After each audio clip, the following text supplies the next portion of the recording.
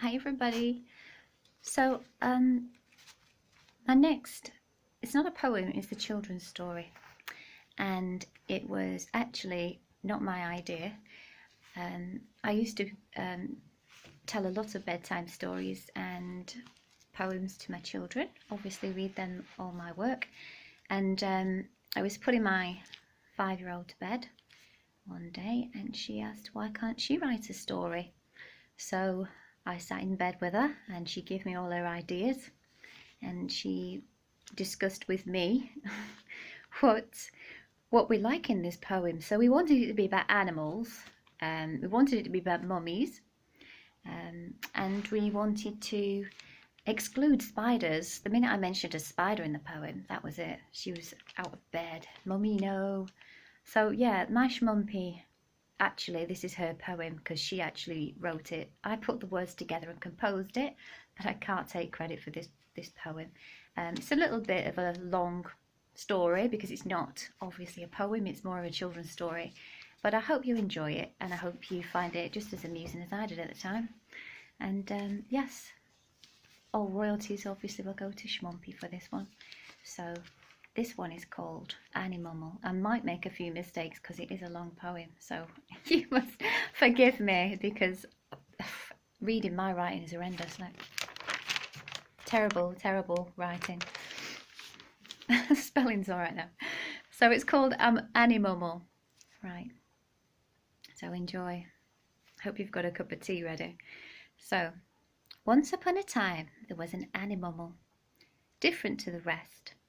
She was brilliant and beautiful, and she always tried her best. But one day, Mummy's day, was put to the test, to find out who she was, and no one could have guessed. Miss Annimumal, that was her name. She was so different, no one else was the same.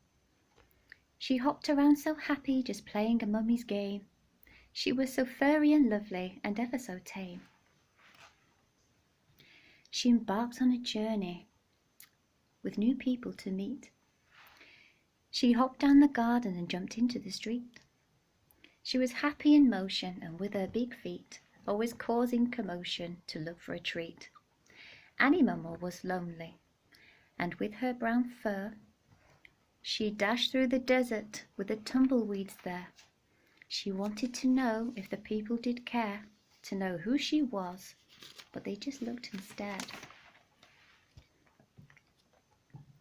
Annimumal, she saw a long endless neck.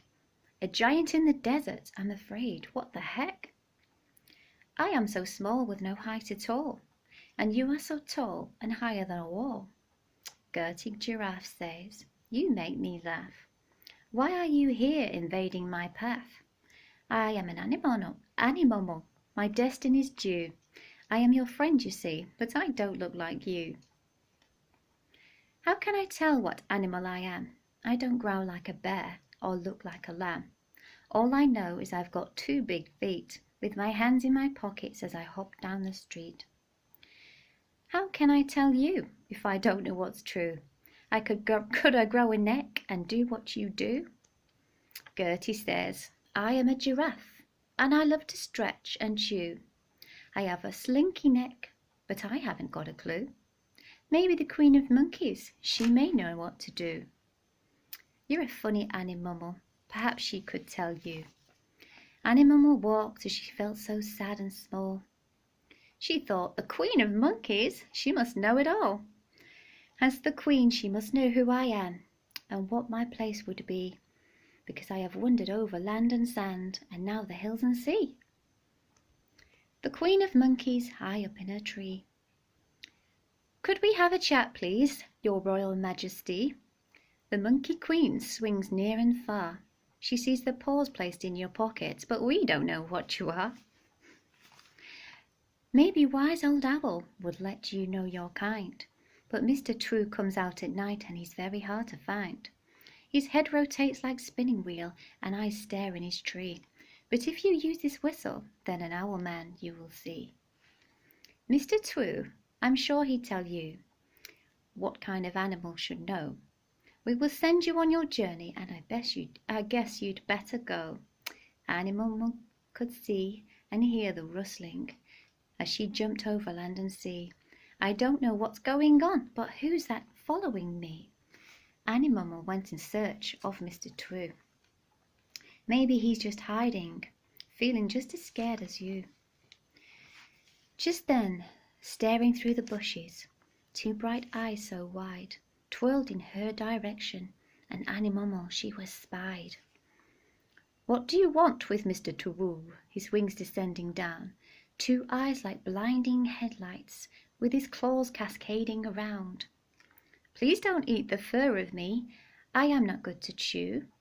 I am an annimumal, and I've done nothing to Mr. True. I've been treading through the bushes with someone following me. I've been hopping off to find out if you know what I would be. I still hear those little footsteps just patting on the ground. My curious thoughts were thinking what wise old owl had found. Mr. True has spoken. Do you know what I am? What's that rustling noise? It's getting louder, man. The owl replied with laughter, They are your baby boys. You were blinded bright with sunstroke, and your babies the rustling noise. You've wandered off from home with your babies following you. You are an annimumal, that's your name, you kangaroo.